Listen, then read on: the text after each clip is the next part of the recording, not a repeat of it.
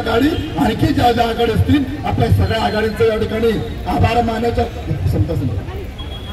सर्वांच्या आधी यानंतर आभार प्रश्न व्हायच्या आधी आभार प्रकट या ठिकाणी तुमच्या सगळ्यांचं मनापासून अभिनंदन करतो। यानंतर भारतीय बौद्ध महासभेचे सन्माननीय दक्षिणचे जिल्हा अध्यक्ष पी.बी. इंगळे साहेब या ठिकाणी आपल्या मनोगत व्यक्त करतात अशी त्यांना विनंती करतो।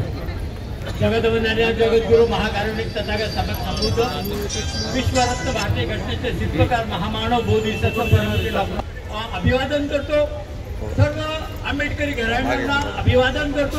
जमलेला सर्व बौद्ध उपासक उपासिका त्याचप्रमाणे वंचितचे राष्ट्रीय कार्यकर्ते अशोकभाऊ सोनवणे इंगळे साहेब त्याचप्रमाणे तायडे साहेब आणि इतर तमाम समता सैनिक दलाचे पदाधिकारी सैनिक या सर्वांना शुभेच्छा द्यावे।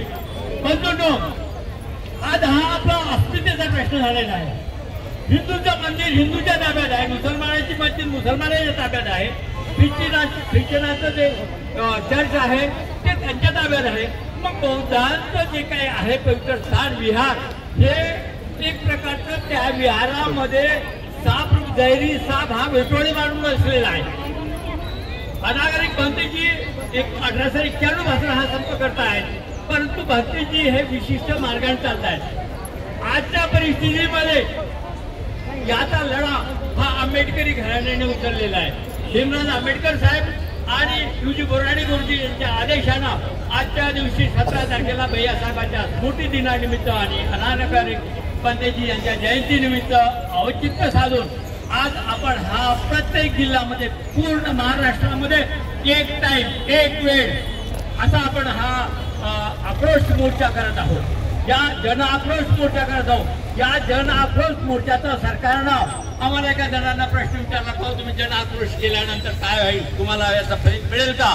मी म्हटलं का याचा फलित काय मिळणार आहे हे आम्ही तुम्हाला येत्या दिवसात दाखवून देऊ। आणि याचं काय होते बाबासाहेबांनी उभारलेला हा लढा आहे, भीमराव आंबेडकर साहेबांचं हाती घेतलेले ही ताकद आहे, ही ताकद पुढे कशी नेण्याची। मागच्या 22 ऑगस्टला आपण धम्मध्वज रॅली काढली, आपल्याला चांगला प्रतिसाद मिळाला। यानंतर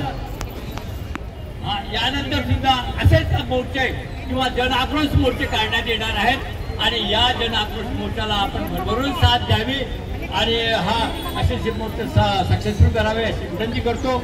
इथेच थांबतो। यानंतर आदरणीय के.के. शेखोकार गुरुजी आपल्याला संबोधित करतो।